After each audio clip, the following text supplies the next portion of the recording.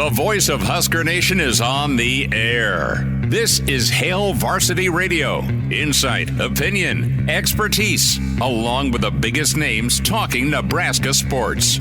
Join in with the show at 402-489-1240 or 1-800-825-5865. Now, here are your hosts, Chris Schmidt and Elijah Herbel. Welcome to it. Great to be with you on a Monday. It's Hail Varsity. Chris Schmidt, Elijah Herbel, and you will shout out our starting five here in mere moments. A lot of football to get to over the weekend. Dead period that is very real right now in the portal. Today through Wednesday, what's that mean for Nebraska? Well, are things sizing up in the chase for Mount Pete? We'll get there. We'll have a thought or several on Nebraska basketball. Brutal beat down by Purdue. Was it them or was it Nebraska? Probably a little of both. We'll have some thoughts there. How is the recruiting showcase down with the Navy All-American game? Tim Verghese on site there. We'll get Tim's thoughts as we talk some Big Red football here in about 20 minutes. Tim Verghese with Rivals and Inside Nebraska. In hour two, our Blackshirt Hour, as we'll check in with Charlie McBride on Monday with Charlie. And Jay Moore with us, Blackshirt Husker NFLer of Big Red wrap-up fame. And Jay Bird will check in a little bit after 5:25. 489-1240, 489-1240. To get in, 800-825-5865. Can dial up either way. Can fire off an email if you want, chris@hailvarsity.com. And as always, jump in the stream or Twitter at HVarsityRadio. Can watch the show, follow along that way. Watch the show on YouTube, Hail Varsity YouTube. Like and subscribe or catch us along the Hail Varsity Radio Network. Good to have you in. So question for you, Elijah. With your Broncos. Oh, we have to go there. Well, I just I don't have an NFL team I have wrapped my arms around to cheer for. I just like watching all of it.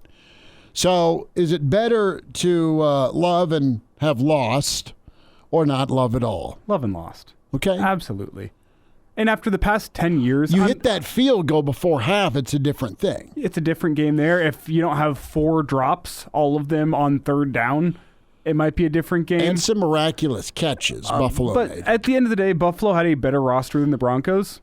The Broncos now have $50 million in cap to work with this offseason. A couple decisions to make, but nothing significant. Like, you have some room for improvement this offseason. After 9 years away from the postseason, how could I be mad about the Broncos making it to the wild card and losing to a better team? I mean, a lot of things went wrong. You're a realist. Yeah, and a lot of things went wrong for the Broncos. You don't win many games with losing the turnover battle and giving up 40 minutes of time of possession to your opponents, especially in a game where you have tight margins and you miss a field goal and you have some drops. Like, you can't have that. You had to be close in every other category if you wanted to overcome a missed field goal and drops and an interception or two. Like, you know what? I'm not going to be mad about it.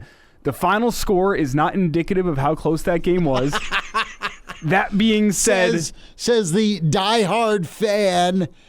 No. Everywhere. A more realistic score would have been Broncos lose by 27-10. I was going to say 14 to 17 points would have been a more accurate representation of how close that game was. Fair. The Broncos were the worst team. Don't look at the final score and say, man, the Broncos got the doors blown off of them. Defense got tired. They were out in the field for 40 minutes. That's going to happen. The Broncos were the worst team. They deserved to lose, but there's reason for hope moving forward. It was an avalanche, but it was a slower death. I mean, because you had no answer for the run game. No, that was. I mean, they had 100 first half rushing yards. I think it was 120-something first half rushing yards. Yeah, I mean, Cooks was nuts. Was nuts. Looked great. Josh Allen also got his on the ground. Sure. He was efficient in the air. No turnovers from the Bills. Going to be an incredible divisional round to now semi-round with Buffalo and Baltimore. Yeah, well, all I'll say is thank goodness I got to watch my Broncos play an important game in the month of January. Look at you. I love the beer being half full. It's been too long. Now go get me T. Higgins or Chris Godwin in free agency, and let's move on to next year. Well, no, it's not a bad answer. Some NFL thoughts. We'll cover the bases there with Jay. Let's get our starting 5 shout-outs before we jump headfirst into the latest. And help me with this guy's first name. I know I've been talking about him for a week, and I just go with Pete. Shiaj. Thank you. Shiaj Pete, the offensive tackle. It's a bit of an arm wrestling match between Nebraska and Michigan. Visits to Kentucky, visits to Stanford, visits last week to Lincoln.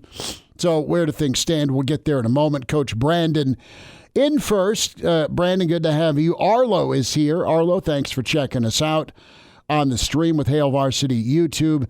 NASCAR Eric, come on down. NASCAR Eric, hope you're well. The other Dave says starting to slow down. Let's get some more offensive line commits. Hear you, Dave, is Nebraska in full pursuit, trying to add to that tally of 16 portal additions. Uncle Larry is here, and Uncle Larry is in. Why do we get big wins and then get our asses handed to us and others? Can we call timeouts? Uncle Larry not happy about the basketball performance, and that was brutal to watch. We were winding down the Average Joe Sports Show Sunday Live pod, and the under 16 timeout, things were okay, 10-7, and then here comes the vaunted Boilermaker 14-0 run, and it was ugly at half, and it got far uglier. But we'll get to hoops in a moment. Great Red Shark is in. Great Red Shark, hope you're doing okay.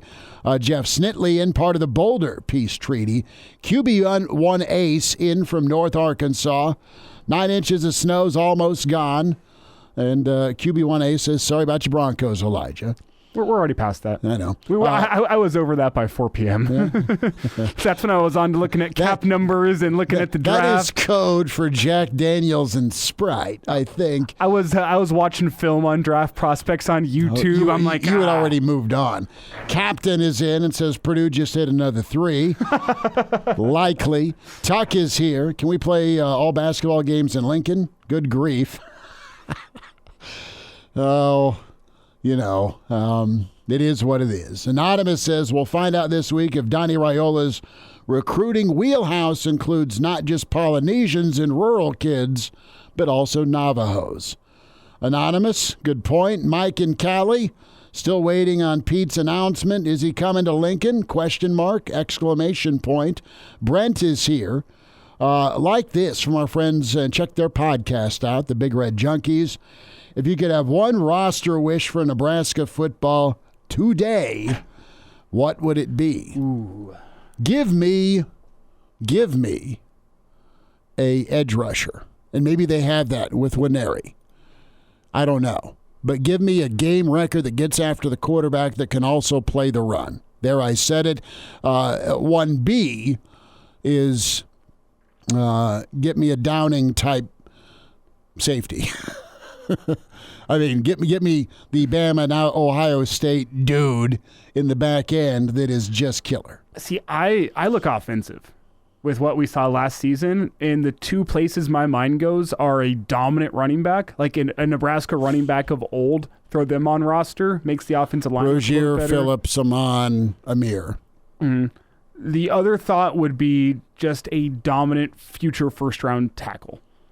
And maybe Nebraska thinks they have that on roster. That's potential with some guy waiting in the wings. But a guy that is ready to play this year that is going to be a first-rounder from the tackle position really changes what you can do both in the run game and with the passing attack. And it's only 1 out of 5, but just having one guy like that, you can also turn around and sell that in recruiting. No, I get it. I'm going to go I'm going to go Oppo, because the best tackles in the world can have a bad play against a Lawrence Taylor, and it changes the game.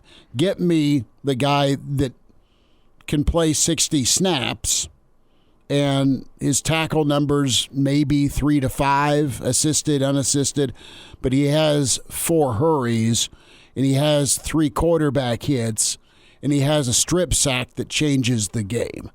Give me that. Give me the guy that affects the all-world left tackle. Give me the guy that affects the all-world quarterback and screws up the timing. Give me the guy that can keep things from bouncing outside when it comes to setting the edge. It's a big ask, but that is my wish list if I'm a Nebraska fan, is to get me that difference maker, defensive player. Get me, and I know Sue played defensive tackle, but that's my wish. If I'm a Nebraska fan, get me another Sue-type guy that can absolutely corral an offense. And then also you've got other guys that are going to go eat because he's got so much attention. But think about it, if you will, that game-changing running back where if they get their 20 touches, they're going to have 100 yards on the ground. That's fine. I love that. That any offense in America could use that. No, I don't disagree. But you've got a generational difference maker in a guy like Sue, right? So that's where I'm at. Jeff is in. Jeff, you're not late. Game time is on time, brother. Andrew is in. Good to have Andrew. And Ronnie says back again with the capital N. So we'll hit some emails. We'll get some calls in here. I want to give you an update on Pete. And you've got these reports coming from Nakos and Wildfong from On 3. And, Iowa State, Kentucky, Stanford, Nebraska, all stops by Pete. And the reality is it is going to be probably a bidding war, but also a fit. And you have recency, and the sales pitch is going to be the sales pitch. The sales pitch for Michigan, you're a year removed from winning the national championship. You've got a boatload of guys transferring out. You got another boatload of guys on the offensive line that are going to get drafted a second consecutive year from Michigan. Meanwhile, Pete, 1,800 snaps, 3 years, 6'8", 320, all-conference 2 years ago, played half the year a season ago. And listen, Nebraska has done great work with special teams upgrades and punter and long snapper, wideout, defensive end, quarterback, getters, and linebacker. But you want a matching pair of tackles to go with your options of Turner and Teddy likely coming back, probably coming back, on top of Gatula, on top of some of the young guys that didn't see much action, but they've had some seasoning time at the tackle spots. Give me more options, give me many options, and let the best men win for two deep at each spot. Well, what you don't want to have going into fall camp is a question mark at any of your 5 spots on the offensive line. No. And do you think Nebraska has question marks as it stands right now? Because you look at left tackle, I think both Turner and Teddy are question marks because of the injury history. Sure. Gunner looked good as a redshirt freshman. What does his development look like through the offseason? Because he needs to be a little bit better. Yeah, and that's what I'm saying is because there's rumors out there we can't confirm that he might have undergone some sort of procedure that's going to keep him out for a little bit of time. So what does the offseason development look like for him if he's also rehabbing from injury? That's a bit of a question mark. At left guard, Justin Evans has been good for you. The only question mark is, do you slot him over at center or do you keep him at guard? I'm of the opinion he's going to stay at guard because of how well he pulls, and you'd have to change up some running scheme things to get your center out pulling. Is that possible? Sure. Center's a question mark. And maybe they have somebody in their back pocket, but it's a question mark in terms of an experienced guy that's going to come in and play center for you. Right guard, I think you feel good about Lutovsky. And then right tackle, is it a question mark following Pritchett's commitment? We're not sure if Pritchett plays left or right, but we'll see about that. I think Pritchett, you brought him in to be a starter. Is he good enough to be a starter? Does he show development in the offseason to be a starter? A bit of a question mark, if but he not wants major. if he wants to be left tackle, go win that job. If you don't win that job, determine that in a timely fashion and then move him to right and go be an anchor on the right side. I think Sledge can be a really good center. You just don't know because you've not seen him. Lutovsky is back at the right guard spot. Is he somebody that finishes with a flurry? I think he could. He's really grinded. Got to love his persistence with his career. And what we don't know is with Bricks. I mean, is he a guy that you continue to look at on the outside, or do you move him on the inside? Because you've seen him listed also on the interior. Does he slot in and push for playing time at the right guard spot? And how deep are you at the guards? I mean, you got Maciejczak that's been in the system for a while. You've got Segrin that's the other tackle on the outside. And you got to get down to 105, so you're going to have to make some decisions on your offensive line. In an ideal world, I talked about what you need to have going into fall camp, which is no question marks. In an ideal world, which it's hard in the portal era where guys are willing to come in and pay your backups and give your backups more playing time than you're willing to, but you'd like to have a two deep on the offensive line where all across the board, all 5 spots, you feel great about your starter and you feel pretty good about your backup. What about Turner at center? And that's from Anonymous, because there's been talk about Turner at center. And if I'm rolling with Lutoski and Evans at my guard spots, I'm happy there. Figure out my center. My one thing I'll say about moving Turner to center is that is a guy that has been jostled around along the entire offensive line throughout his entire career. So he could be used to it. But he finally had a offseason and a fall camp last year where he was working the same position throughout the entire time. Finally. I think that was the first time in his Husker career that it happened. Do you want to rip that up, the progress that he made? He looked good whenever he did come in last season. Yeah. He looked like he had made strides. Do you want to rip that up and move him to center and see what happens to an offseason? I have my doubts about that. But I don't think Nebraska's at a point now where you feel great about all the starters and pretty good about all your backups. Well, Captain chimes in, find me a Dwayne Harris or an Ed Stewart. Big Dwayne Harris guy, big Ed Stewart guy. We'll ask Uncle Charlie, Captain, about your Ed Stewart question from last week for sure. Tim Verghese up next on Hail Varsity. Hail Varsity Radio is live. Now, back to Schmitty. Schmitty's a great guy, but he don't have a brain. And Elijah.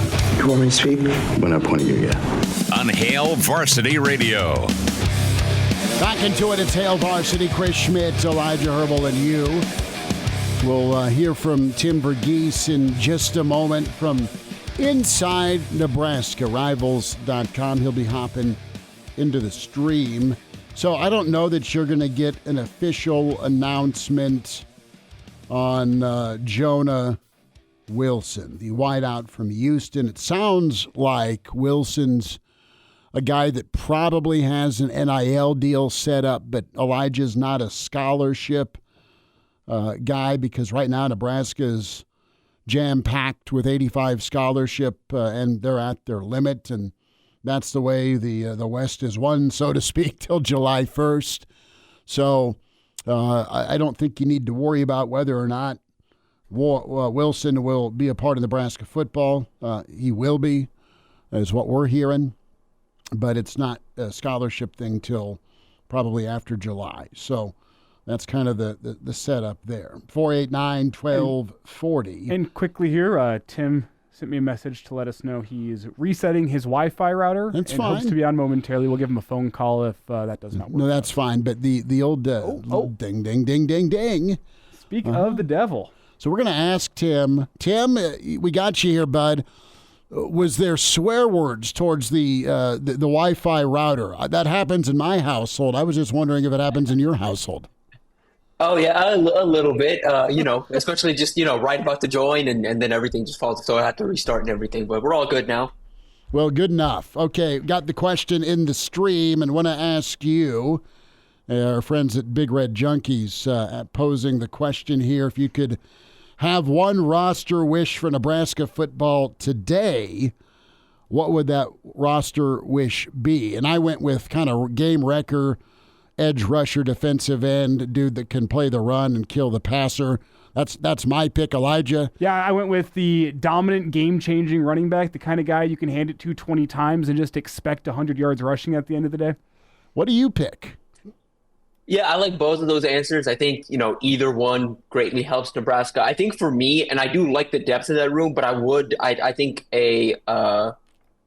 especially for a young quarterback, I think a veteran, smart center that can kind of maul up front. I think that's so important, especially with the new offensive scheme and the fact what can do in the run game. And again, I do believe in the room as it is, but I think a game-wrecking center up front, someone with experience, someone that understands protections and can help Dylan out a little bit, take a little bit off his plate. I think would be very helpful. QB1 Ace chimes in to say his roster wish is Jeremiah Smith.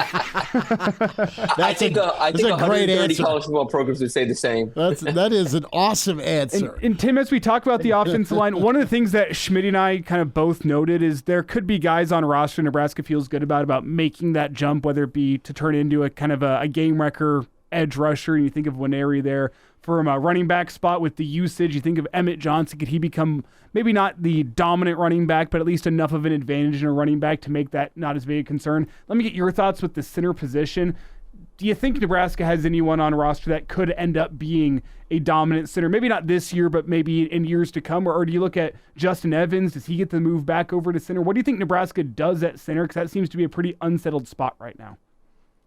Yeah, I think the short-term move, I think, is going to end up being Justin Evans to center or Sam Sledge. I think it's going to be one of those two in 2025. But long-term, I'm really high on Houston Keanu Torres, the center out of Hawaii. Obviously young, and that's why I don't think, he may factor into the rotation as a freshman, but I don't think he's actually going to win the job, unfortunately, this year. But long-term, I think he's a guy that kind of can take that position over and man it for a long time at a high level at Nebraska. I think he's a bit underrated. I think his junior and senior tape are really impressive, and that's him playing out of position because he plays tackle at the high school level. And Tim, reports from bowl camp were that Houston Torres was more college ready than they expected him to be coming in. Still has a lot of work to do on his body, as any offensive lineman does, but they were pleasantly surprised by the work he put together during the bowl practices.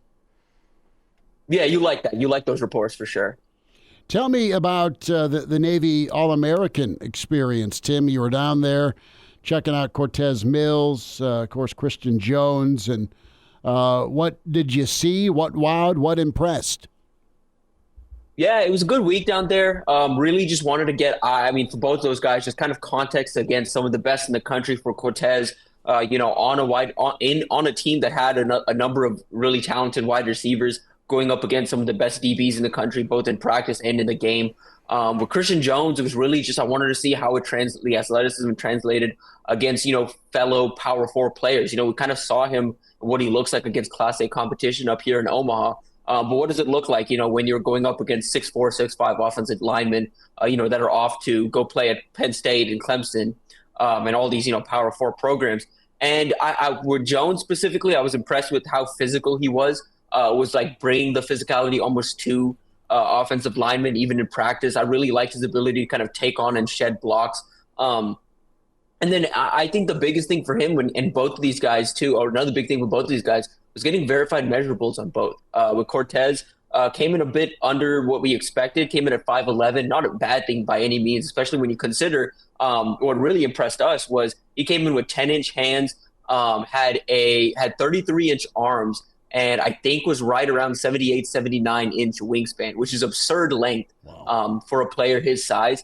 And so we really like that. And then with Christian Jones came in right around 6'2" and measured in at 235 pounds. So he's going to come on campus physically ready to play in the Big Ten. There's not going to be a whole lot of transition for him in terms of adding weight in the weight room or anything like that. I think he's going to come in right around 235 and probably sit right there through the spring, which which is good for both of those guys. And then with Cortez, not the biggest, not the fastest, but man, he knows how to get open. He knows how to manipulate coverage. He knows how to, especially at the second and third level of the defense, pretty consistently across every day of practice on deep routes, no one could cover him.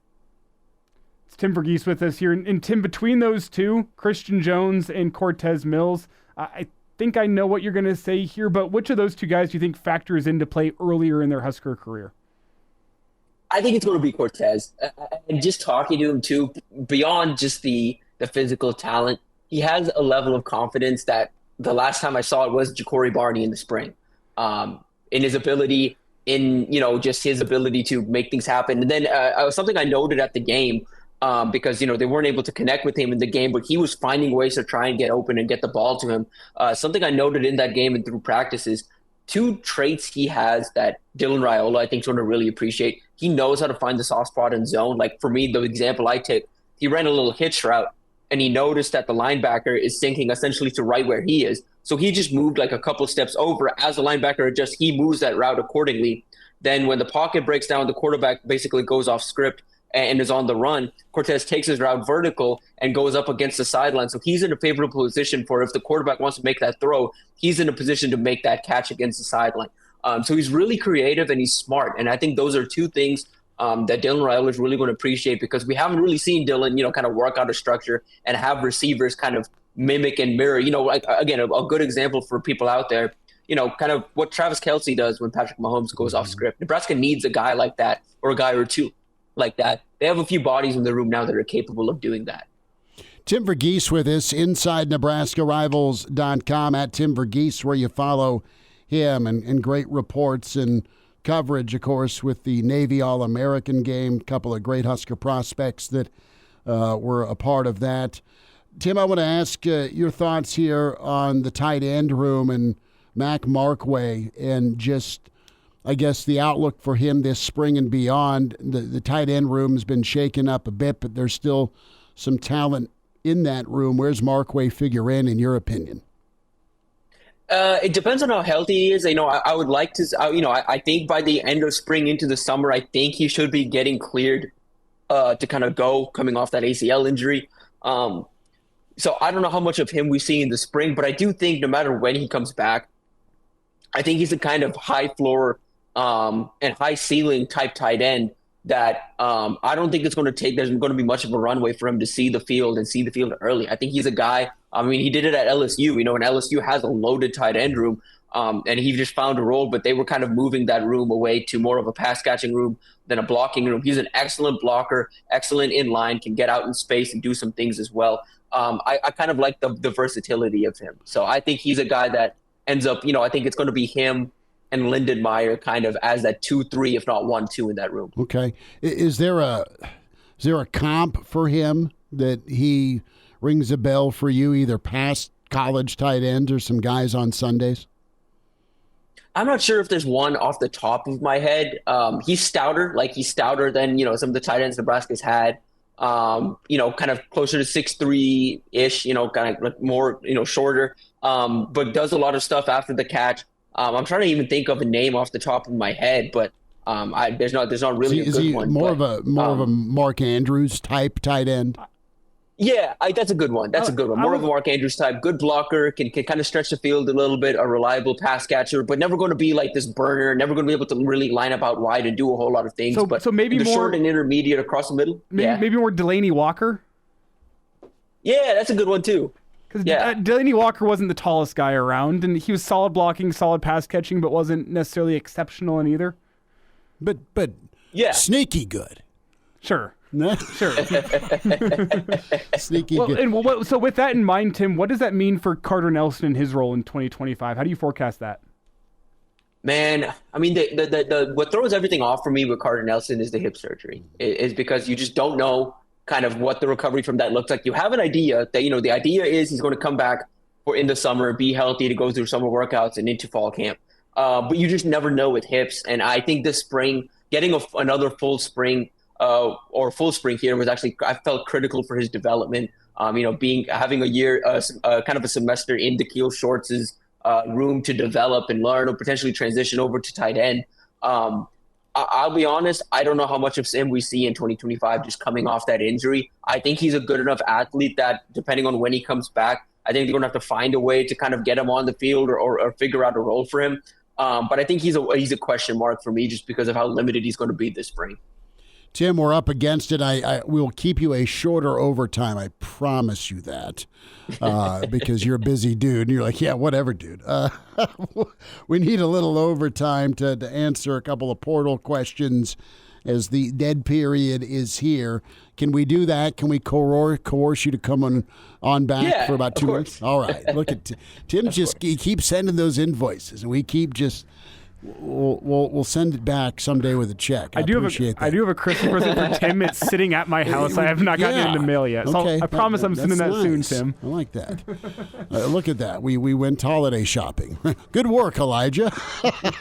Tim Verghese continues with us inside Nebraska. Rivals.com. More with Tim on the way with Hail Varsity. And now, back to Hail Varsity Radio. Some much-needed overtime with Tim Verghese, Inside Nebraska Rivals, back with us here on Hail Varsity Radio at Tim Verghese. Where you follow him on Twitter, can watch here on Hail Varsity YouTube, Hail Varsity Radio, Twitter, different social media platforms in the Hail Varsity Radio Network. Tim, your gut says what about Pete, or too soon to tell, my friend, with the offensive tackle Nebraska's trying to add in from the portal out of New Mexico State. It feels like it's Nebraska, Michigan right now. I know Vandy was there. I know there's visits to Kentucky and Iowa State. He's been to Nebraska last week. What do you think? Yeah, it feels a bit early to tell, just in the sense that I don't get the read that he's made a decision or closed in on, I think there is that top two right there, but I wouldn't count on Kentucky just yet. I wouldn't count on Vanderbilt just yet. Just based on people I've talked to today, I get the feeling there's a lot more momentum and better feelings on Michigan's end than Nebraska's end. But there's some quiet confidence still at Nebraska. I think from just talking to people that were around the trip and around him, that the visit to Nebraska went well. For him though, it's kind of a complicated decision because he's NIL isn't really the leading factor here. He's got limited eligibility left. He wants to maximize the most of the rest of his college career to best prepare himself for his long-term career. Hopefully he wants to make the NFL. You've got Michigan and their tradition of developing offensive linemen. Sharon Moore is kind of taking that recruitment on personally, which matters a lot up there. Kentucky and Vanderbilt are players from the NIL standpoint. Nebraska is obviously aggressive from an NIL standpoint as well. So I think both of those programs, or I think all three of those programs, have reason to feel confident. But right now, yeah, like you mentioned, kind of coming down to Nebraska and Michigan is the feel. But, I could see a wild card Kentucky selection. I could see a wild card Vanderbilt selection. I think this one's got some twists and turns before it's done. I would keep in mind with Vanderbilt, there's a Diego Pavia connection there. Okay. Pavia was the old New Mexico State quarterback, played this last year at Vanderbilt, is going to coming back for another year. I think that relationship is something worth keeping in mind in this whole recruitment. Quickly here, Tim, could you compare and contrast what Elijah Pritchett and Shiraj Pete each bring to the offensive tackle position? Say Nebraska lands both, say those are your two starting tackles next season. It's a big hypothetical as it stands right now, but how do you compare those two's game? Yeah, landing Pete means you can probably keep Pritchett at right tackle and put Pete at left tackle. With Pritchett kind of right now, you have the versatility to play him on either side. Pritchett's a work in progress as a pass protector. He's pretty inconsistent. That's the biggest thing with him. There's no real one issue. It's more so just an inconsistency of you keep drilling it, it'll eventually come with him. He's got all the physical talent in the world. He's a mauler in the run game. He's a large presence. He's a guy you kind of line up behind and run the ball behind. He's that physically dominant at times as a run blocker. Pete is more athletic in terms of he's leaner, longer, a better pass protector, more technically sound, I think, in general. Not the same level of mauling ability in the run game, and I don't think he's as physical as Pritchett, but a really athletic tackle that holds up really well, at least against the competition he played at New Mexico State in pass pro.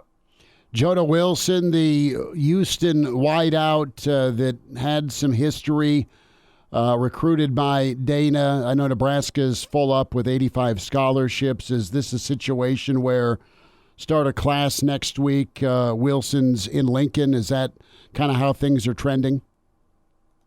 Yeah, that's the feel. That's the feel is it's going to be, not a traditional scholarship take, but more of while you can still do it, somewhat of a walk-on take. And this kind of matches the philosophy we kind of talked about a week ago on, kind of what the plan is with the portal at receiver and DB specifically. It feels like they're bringing in some bodies and they're going to let it kind of work out through camp, kind of like an NFL summer camp or a mini camp, where you kind of let things work out. And then, whoever loses or whoever wants to move on for a program can move on. But you bring in the guys that you think can compete. And Jonah's a guy that I think can, compete for playing time pretty early on, but if they can get him to buy in, he's a guy that I think is worth stashing for a year or two and allowing him to develop behind the scenes because he's got a lot of physical talent. A 6'3" pass catcher, can stretch the field. Long strider, has legit track verified speed.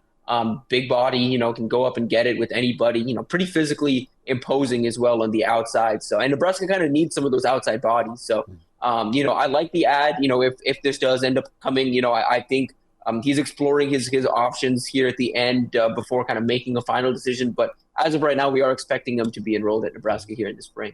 All right, Tim, last thought here before we get you out. We're going to shift gears, quickly talk some NFL with Wild Card Weekend almost done. It winds down tonight.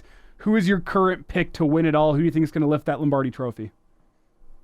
Yeah. Personally, I want the Ravens to win. I'm a Lamar guy. I'd like Lamar to kind of get that Super Bowl ring. But man, I have a hard time right now just with how hot they're playing right now. I'm going to say Philly. I think it's weird, but I get that vibe from Philly's defense. For how good Saquon Barkley's playing right now, how that line's playing right now. I think they're going to get out of the NFC, and I think whoever makes it out of the AFC, whether it's the Chargers, whether it's the Chiefs, the Bills, or the Ravens, I think one of those three teams is going to be so beat up that it's just going to be tough. And again, I'm from Houston. I don't feel great about my hometown Texans' chances against the Chiefs. So, but yeah, I think it's going to be one of the Chiefs, Bills, and Ravens on one side, and I think it's going to be the Eagles on the other side. Would you be in favor of your Texans going back to the old Oilers logo? Yeah. I think it's a better. I think the world would be. Yeah, absolutely. Yeah, and the only people against it are the people of Nashville. Like that is the only people really against it. And they're wrong. Yeah, completely. How are you going to take another city's logo and try to make it? You're the ones who moved the franchise away. It's the people of Houston's logo, not the organization's It's Love You logo. Blue.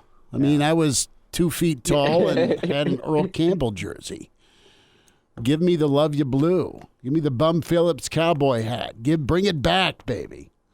I'd love it. It would be perfect. I mean, it fits the city so well, in my opinion. Like, it's such a perfect, like, seeing the old Earl Campbell jerseys out around in Houston is so cool. And so I think they should bring it back. It'd just be such a unique color scheme, in my opinion, in the NFL. Love it. Tim, be good. Have a good week. Thanks for the time today, man. Likewise. Appreciate y'all. There is. Appreciate you. Check his work out with Steve Marek and Rivals.com Inside Nebraska. Their YouTube hits throughout the week. And good info. QB1A says Bum Phillips was the man. And I didn't want to step on any toes while the Houston native Tim was on with us. Those new Texans logos and uniforms are bad, right? I don't know that they're bad. They're not. They don't feel like an NFL. They feel like an XFL team. Is the problem? They're not the Oilers. Now I know the Titans are rocking them. They're wearing the baby blue. Well, the Oilers uniform feels like an NFL uniform, whereas the current Texans uniforms just feel like very XFL or USFL and kind of wannabe, Gimmicky. Yes, they're not leading the National Football League in gear sold, right? And, hey, while we're at it in this conversation, let's have the Broncos go back to those throwbacks permanently now. Or at least give me an away version of those throwbacks. The old horse. The old D. Yes. That is the Bronco look. The facelift 25 years ago wasn't awful, but it was needed at the time. Now it's time to go classic. Back. Yeah. Give me that. Wasn't feeling the orange uniform. Oh, yesterday? Pants yesterday. I've hated those orange pants all year. Give me all white on the road. Yes, the Donkey D. The big red junkies weighing in there. And now, back to Hail Varsity Radio. Big thanks to Tim Verghese. Check out Tim's segment on the podcast and find it when you search Hail Varsity Radio. Spotify, iTunes, Google Play to take the audio with, and we upload the show video-wise, Hail Varsity YouTube, each evening for you to like and subscribe to. So, Elijah, the city of Lincoln is out with their official snowplow names, and I pray that the snowplows get to stay in the shed for much of the winter. But if not, these are pretty good. The winning names with the utilities department, love this. The Big Leplowski, solid. Sleetwood Mac, Control Salt Delete, good work. Betty Whiteout, You have Han Snowlo. And then I like Sled Zeppelin. Love that. Sled Zeppelin was why I sent this to you in the first place. Yes, I was like, Sled Zeppelin is the winner. Buenos Noches? Yeah, all right. Buenos Noches? That's all right. So Dave asked the question, and we'll get to Levante David next hour. We'll talk to Jay about Levante's career. And so Dave asks, anyone know why during the team introductions Levante David says Fort Scott Community College instead of Nebraska? My hunch, and we haven't talked to Levante in about 3 or 4 years, but I think he's pissed Bo got whacked. Well, I think there's 2 factors here. The one is absolutely Levante's a Bo guy. Yep, for sure. Levante is 100% absolutely a Bo guy. That I'm sure did not rub him right when that happened. Also, he's talked about it before, just kind of the rough crowd he was running with back in his hometown down in Florida. Mm-hmm. Whenever he was in high school, like barely showing up to class. Miami Northwest, yeah. He had to go to JUCO for tough high school academics. Yeah, I want to say he was closer to a 0 than a 1 with his GPA his senior year. Like, tough academically, wasn't showing up, was running with the wrong crowd. And Fort Scott, to go pluck him from Florida and set him down in the Midwest, I know that whole stop just meant a lot to him because of how it kind of turned his life around and made him go from a guy who was probably going to end up on the streets, his words, not mine, end up on the streets, to a guy who's playing in the NFL. So not only does Fort Scott mean a lot to him, I also think Bo Pelini means a lot to him, and that I'm sure the way that ended doesn't rub him the right way. So yeah, that's good math right there. Hope that answers your question. We'll get Levante back on, Dave, and ask him, hey, by the way, we go back a lot of years with Levante, all the way back to the original Big Ten media days.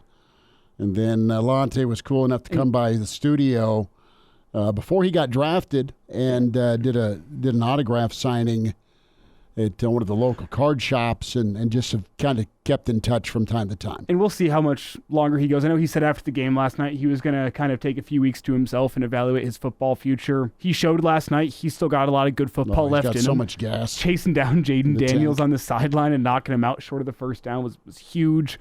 But linebacker in the NFL is very, very hard on your body. So if we're kind of seeing the end of it for Levante David, I wouldn't be surprised. But you hope he's got 1 or 2 more years left in him. His contract, I believe, is also up at the end of the season. Yeah, and he's rightfully so been well compensated. And does he want to change the scenery, or do they bring it and run it back one more time with Tampa? Reminder to get buckled up. Use your seatbelt. It saves lives.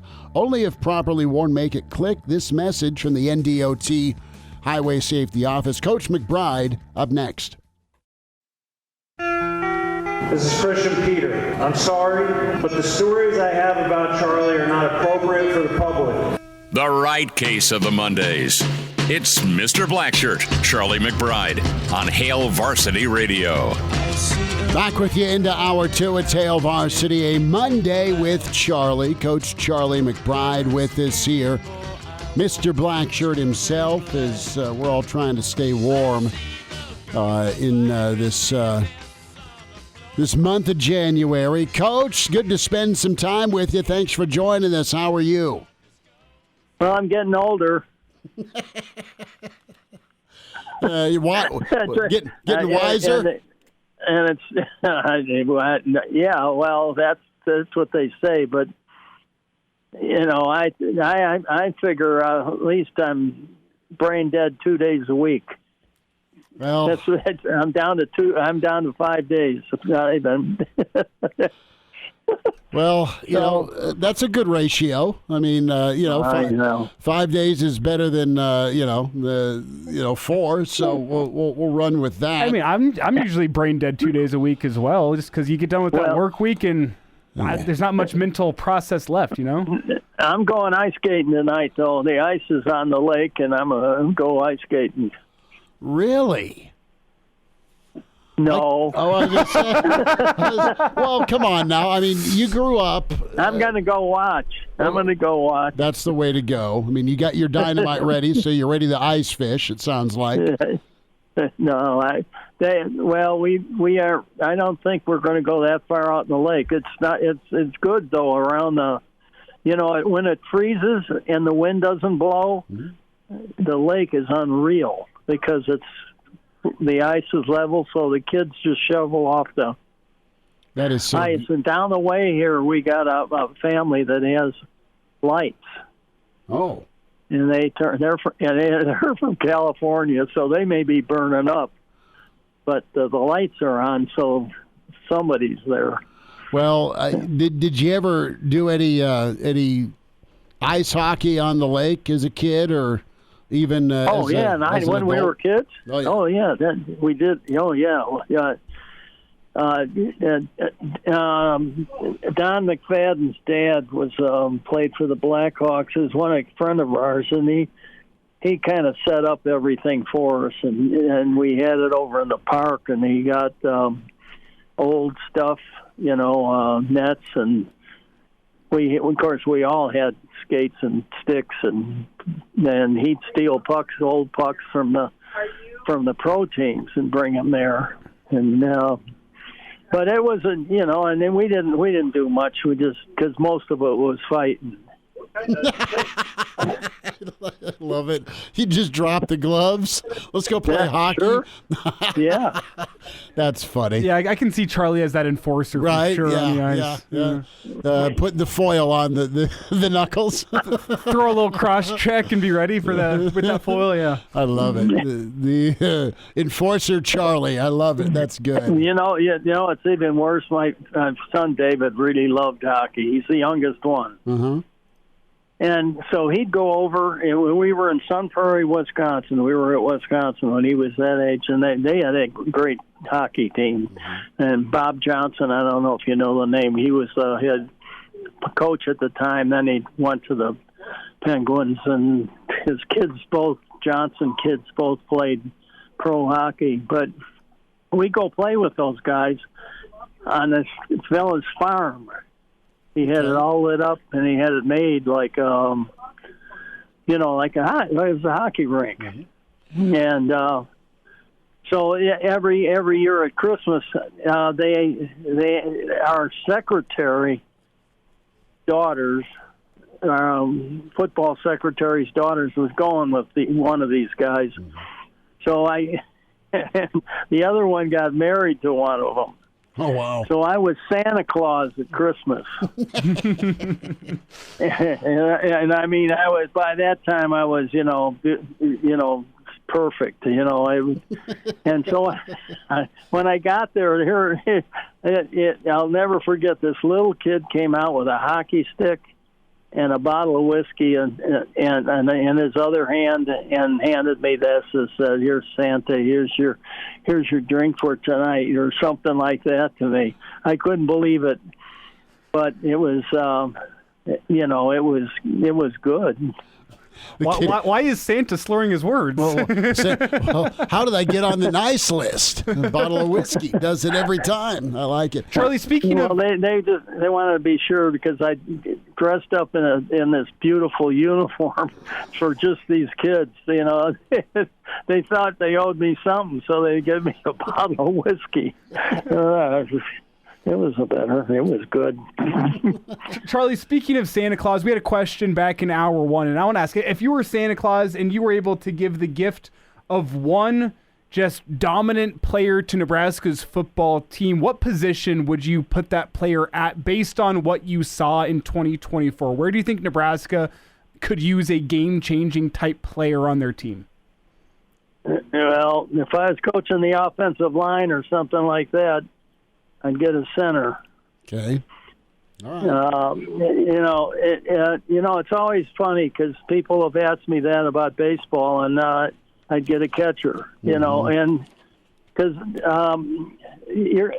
pitchers are so far. They're here today, gone tomorrow, but catchers are always there. Like I always enjoyed listening to Yogi Berra talk, because he always used to say the game ain't over till the fat lady sings. Mm-hmm. And I use that saying with the kids all the time on the sideline. The game ain't going. Don't get too excited, because the game isn't over till the fat lady sings. And, it just that kind of stuff is, just growing up. You kind of remember at least that those are the things you remember. Coach, I want to get your thoughts, speaking of memories of Bill McCartney. Coach Mack passed away end of last week, and I know you went to Colorado, but a lot of big Saturdays against the Buffs over the years. Well, Bill was a great friend. We both started coaching at the same time. And, we're only like 2 months apart in age. So it was, we were good friends all through all the time. We would keep in touch with each other once in a while. I mean, it wasn't we didn't write letters back and forth. And, I'd always call him maybe a couple times. He'd call me a couple times a year, and we'd just talk. And but he's a Michigan guy, and he was one heck of a high school coach, and you knew when he was coaching at high school that he was going to be, a good football coach. He's kind of a hard guy to play for. I mean, you better be ready because, he was that kind of a person. But players always loved the guy. And, when he went to college, I knew when he went to Colorado, I said, because I knew they'd play. It's one thing they do, they play for him. Mm-hmm. And that's pretty much, he had a lot to do, his wife had a lot to do with her being ill and so forth, that he got out of coaching probably 10 years or so before he probably really should have, but he did. And of course, he found the Lord and he did some things for men and had some things set up, and he got as far as stadiums and talking about Jesus Christ. And so he did a lot of things that he wanted to do. But I will say one thing. All of those things were kind of interesting because he was usually the first guy under the table before, when we were younger. Jeez. And we, he was one of those guys that had 2 drinks and he's done.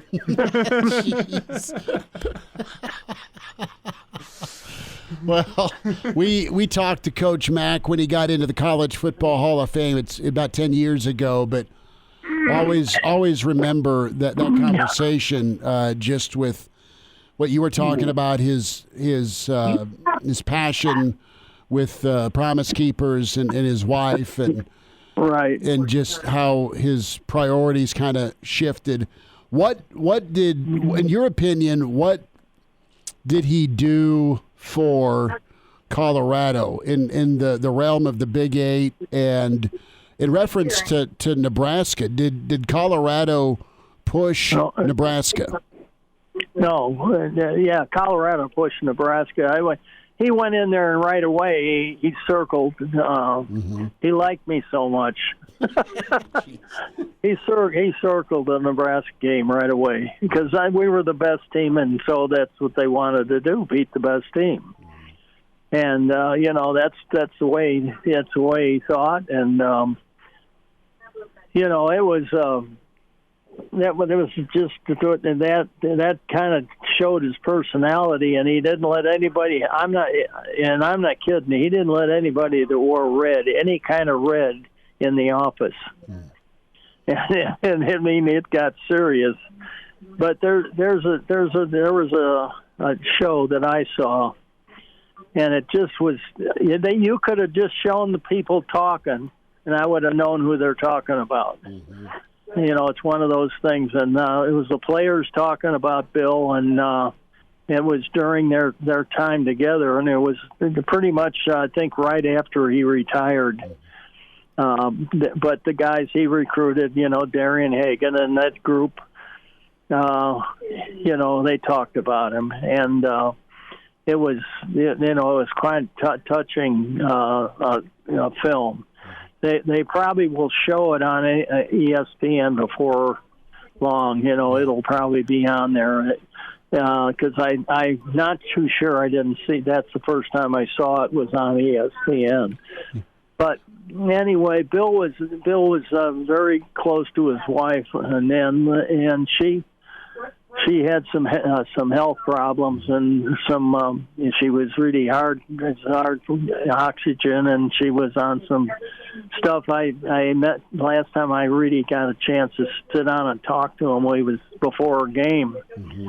Was up in the stands at Colorado, and after I retired, and she was there, and that's the last time I saw her. I think he said that was the last game she could go to, and then she was going to go to. So I knew the end was near, and that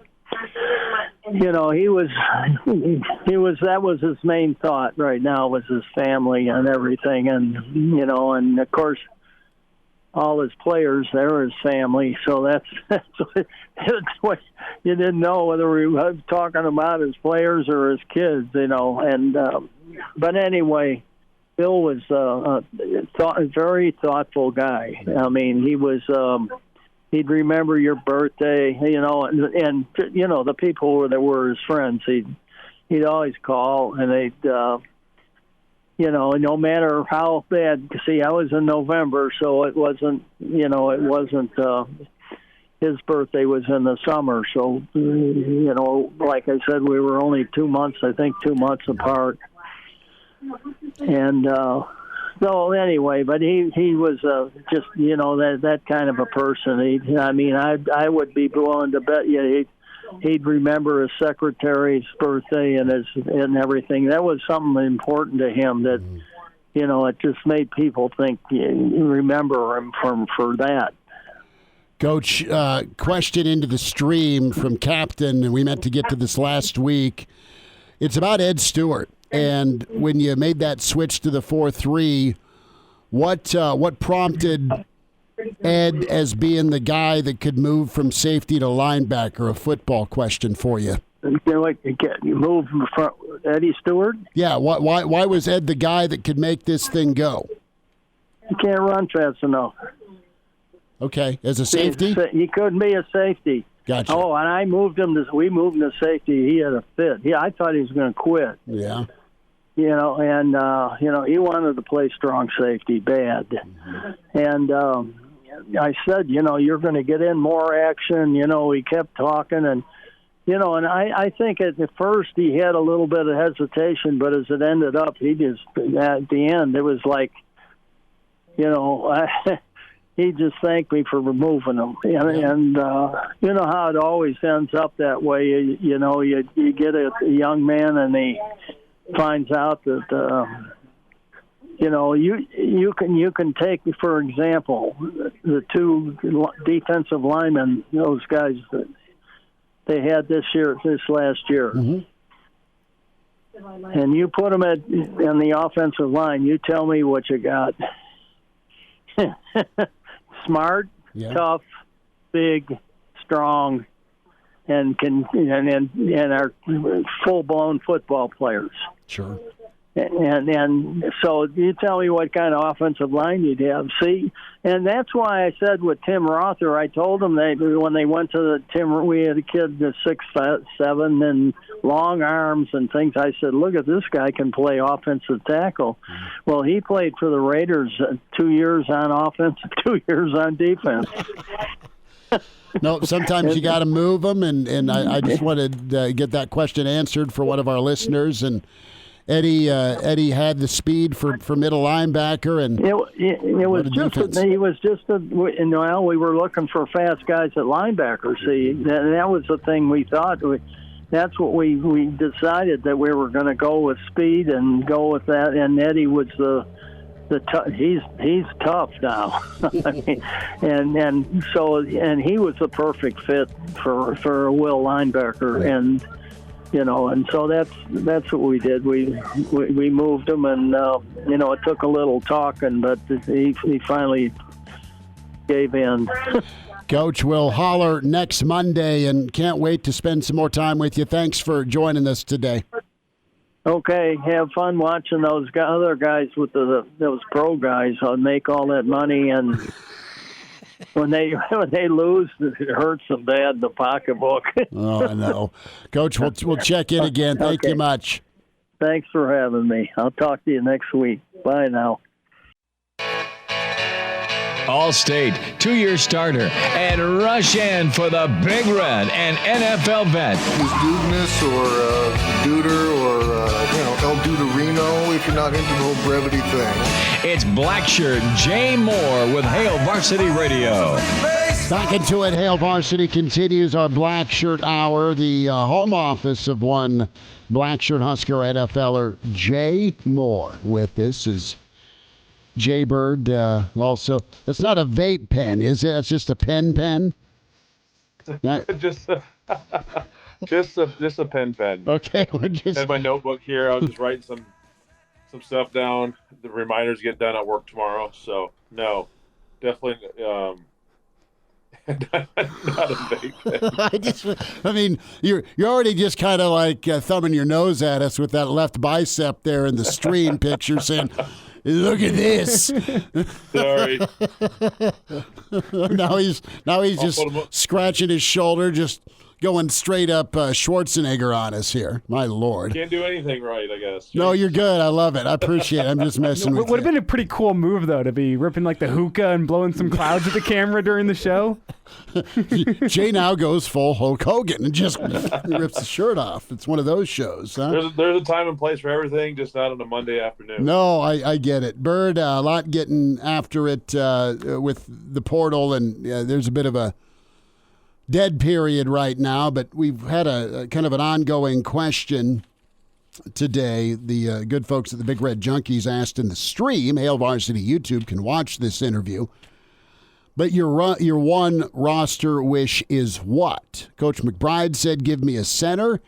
I want kind of a game record defensive end, edge guy that can also stop the run. Elijah, you like running back. Mm-hmm. Jay Moore says what? Yeah, gosh, I think I'm on line with you, Schmitty.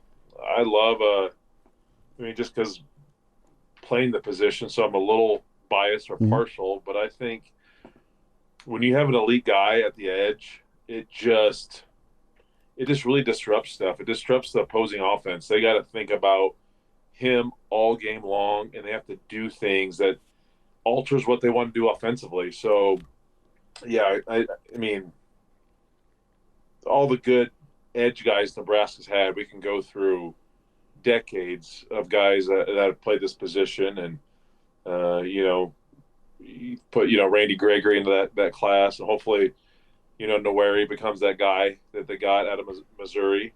But I think just when you have that guy, a Von Miller, DeMarcus Ware, thinking of guys that play at the next level at such a high level. Hall of Fame type of guys, they're game changers, man. You have to keep tight ends to protect. You have to chip them with backs, so it just completely messes up the flow of the offense because they can absolutely take a game over. What do you make of both Tim Verghese and Charlie McBride saying center? As a guy who played along the front seven defensively, did you play it against any great centers? What kind of impact do they have, or is it less felt whenever you're a defensive lineman? No, there was plenty of great centers. I think, I'm trying to think, did I overlap with like Jeff Saturday at the Colts? Mm-hmm. Kurt Mann was a guy in my recruiting class that played at a high level. Unfortunately, he had mono our senior year and did not finish. He lost like 40 or 50 pounds in like a matter of a month because he had mono so bad. But centers are, I don't know if I would go there. I think I look at, what Cam Jurgens is obviously doing with the Eagles. He's killing it. And then, Kelsey before him. I think the really, really good ones are cerebral plus athletic. And that's what Cam is. I just don't know. I mean, I think centers are obviously the quarterbacks kind of see everything, but so do the centers. Centers you got to be on point with.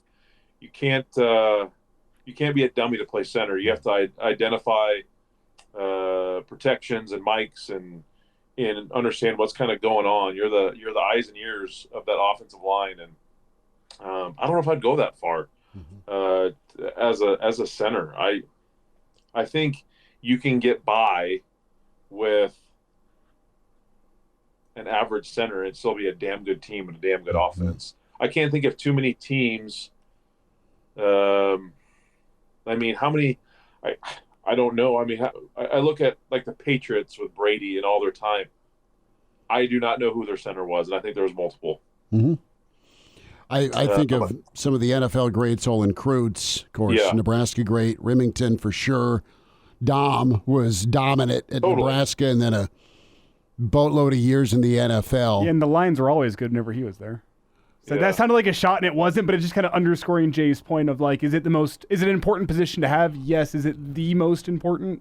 Yeah, we've been blessed with great centers at Nebraska, and there's been tons of great centers that played, but I think when you look at, it's just not as, apples to apples. Because normally if you think of good teams in the past, or in college, in NFL, you automatically think, okay, who's a quarterback? Mm-hmm. And nine times out of 10, it's an elite quarterback. Sure. They're going to have some, those great teams are going to have some good edge rushers, good left tackles, wide receivers, maybe not. Probably pretty good secondary. So, yeah, I don't know. At centers, I see what they see, but I can't get there quite yet. I think I honestly would probably put center as probably my 4th overall pick. Okay.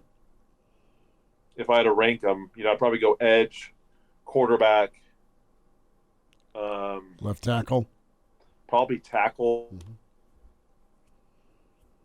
We made him mad. Jay Moore has left the building. We'll see if we get Jay Bird back. He'll be back shortly, I think. I would think so.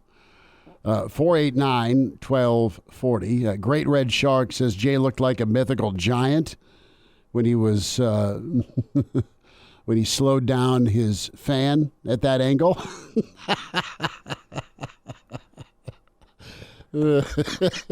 That's funny.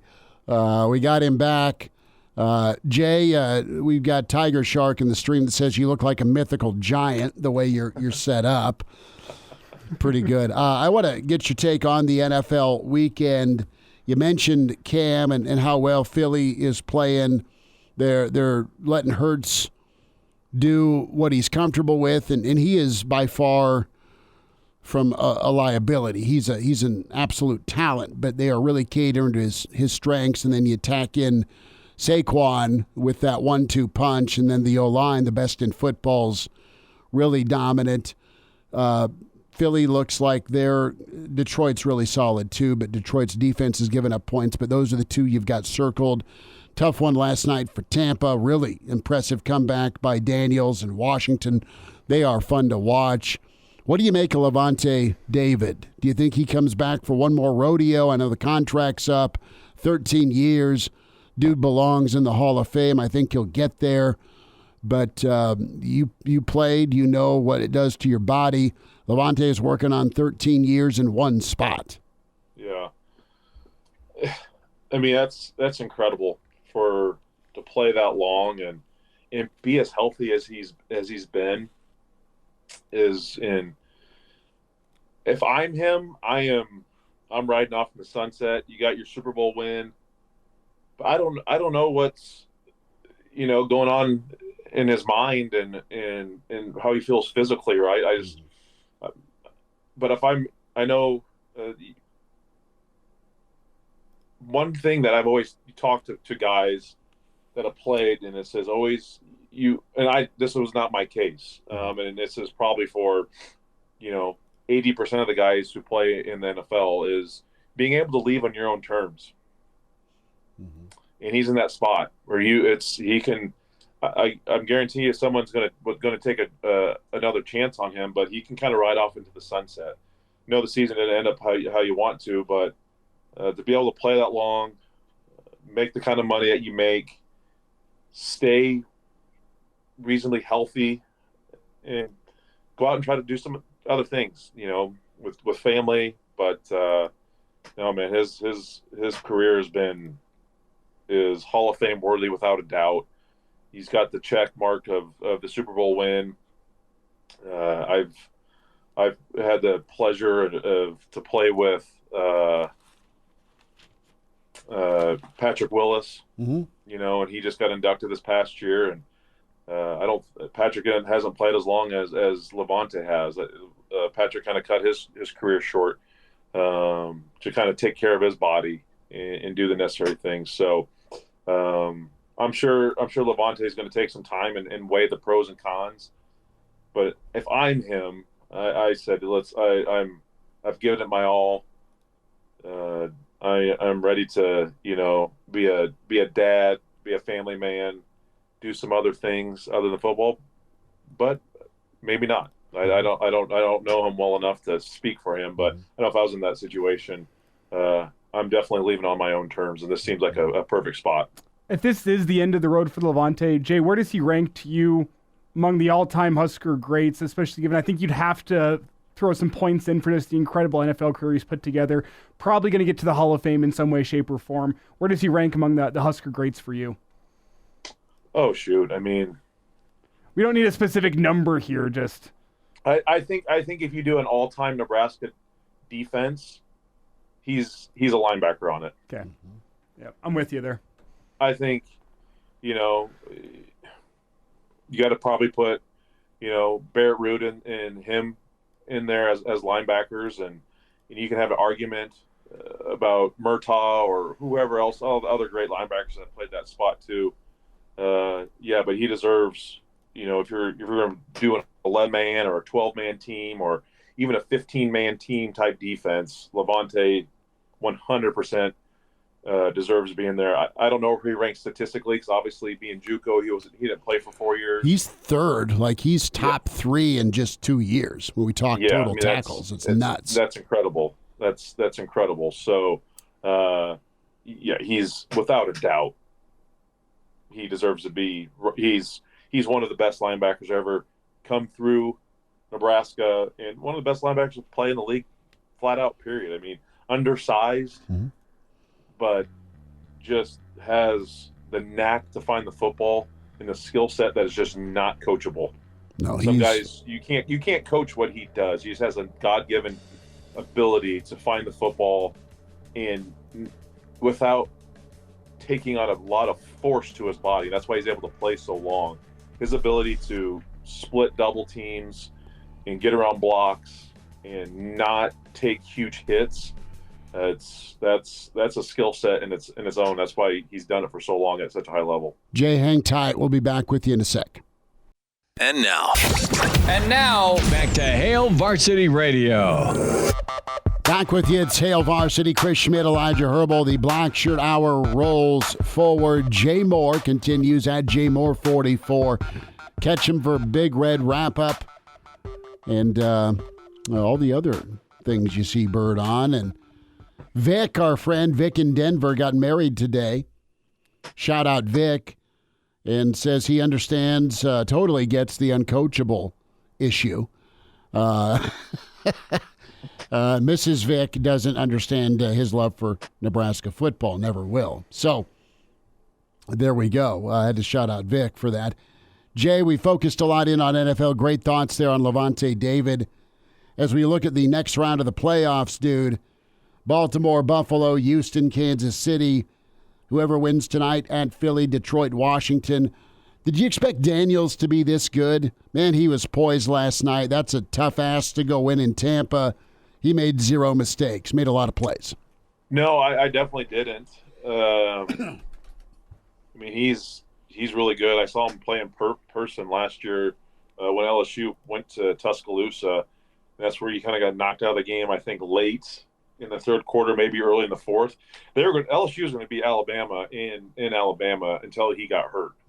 I just don't know. I think the I want to call them the Redskins, the Commanders. It just shows you what different ownership and leadership and different coaching can do. Because initially going there, it just seems like everybody who's gone to Washington just never were able to kind of get going. But I think Dan Quinn is a hell of a football coach, a player's coach. They got new ownership there. and that's kind of all it takes. You get some young players in there. You get a great quarterback who's electric and can beat you with your legs, with his legs and his arm. So he's definitely overachieved my expectations in year one, and then obviously getting that win last night in Tampa Bay and in the fashion they did, it's just like, man, it's gonna be fun to watch. That NFC East is going to be if the Giants can get it figured out, and the Cowboys obviously getting rid of McCarthy today, that could be a fun division. Almost could mimic what we've seen with the NFC North here this year. So he's really good. He's elite, and I think he's only going to get better. They'll continue to get help around him, solidify offensive line.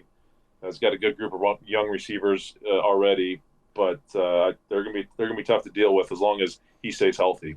You want to hear a wild stat, Jay? For any Washington fan out there that is under 20 years old, that was the first playoff victory they've ever seen in their lifetime. Did the last one they get with Gruden? Was he coaching there? It was 2005. Was Jay Gruden there, Mr. Personality? Not a big Jay Gruden guy. Tough UFL duty for me on Thanksgiving 100 years ago for the title game. Let me do some quick look in here. While he looks, head coach was Joe Gibbs in 2020. Oh no, 2005. Joe Gibbs. Joe was still rocking, huh? Mm-hmm. I love Joe Gibbs. The old hogs up front. Jay, who's more upset prone? Detroit, Philly, Kansas City, or Buffalo? I mean, I think Baltimore, man. That might be a handful for old Joshy and company in Orchard Park Sunday. Man, upset prone. That's so tough. I think you initially, I think the teams that coming off the first round bye are always a little more upset prone. Okay. Little rust versus it's the rest. Weird. Just a little bit of rust. And the Chiefs haven't played for the last 2 weeks, essentially. Mm-hmm. Or they sat everyone against the Broncos. They essentially haven't played since Christmas Day. Right. So that's going to be interesting to see. Now, granted, they have arguably the best player in football right now, Patrick Mahomes. So that's going to help them. But I'm always a little weary of those first round buys. It's never. I mean, this would be something to deep dive. But I just don't know when's the last time a first round buy made it to the Super Bowl. I just don't. This in years past, you see so many of those the first round bye, the number one team in those conferences, they struggle coming out of the gate. It's just weird. I think just a little bit of a rush factor, and you just don't practice not the right way. I think they take it. This is the time of season. You don't need to go hard, but it's just weird. You get a team that's continuing to play and is up to speed. It doesn't take much for a week off to kind of throw you out of your rhythm. So I got to look at Detroit or Kansas City is probably the most upset to me, upset prone once we get into divisional round next weekend. Chiefs really haven't been sluggish. I mean, they've been the exception, but the last couple of years. But I know what you're saying. They've just kind of found ways to be ready and reinvent. Yep. But other teams that come off that bye for sure. I mean, they gotta absolutely knock the rust off. You've seen it in college too, fellas, with teams that have kept playing. I mean, yep. So it's a real thing. You can say it's not a real thing, but it's you can acknowledge it or not acknowledge it, but it's definitely it's a real thing. And I think Andy Reid's a great coach. I think he'll have some. They're going to be ready, but it's just different. And I never went through it, but you can just see it. And teams just take a little bit to get going. I mean, last year. I mean, Kansas City going to Baltimore, right? Yeah. Was that the divisional round last year? Yeah, it was because they got Baltimore. I think in the championship, didn't they? Wasn't it? Okay. No, it might have been divisional because Baltimore had the bye because the narrative is still about. Still over with Lamar Jackson not winning the playoff game. So yeah. So You seen that? Till I remember, yesterday. the Bengals, the year that they made the Super Bowl, they went to Tennessee when Tennessee had the first round bye and took care of business. Mm-hmm. So it happens more times than not. It's kind of like that first round back after a long winter away from golf. That, yeah, but sometimes but it's also like how many times in the NCAA tournament do the teams that have a play-in game, they get that extra game, go ahead and beat that higher seeded opponent. Happens a lot. It can, for sure. Bird, what do you got coming up this week, dude? Not a ton, just working into just getting some work done.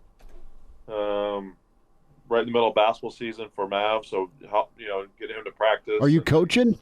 I'm not coaching this year. You need to break out the old Bobby Knight red Adidas sweater and give her hell on the sideline. I would say the Bobby Knight chair throwing technique.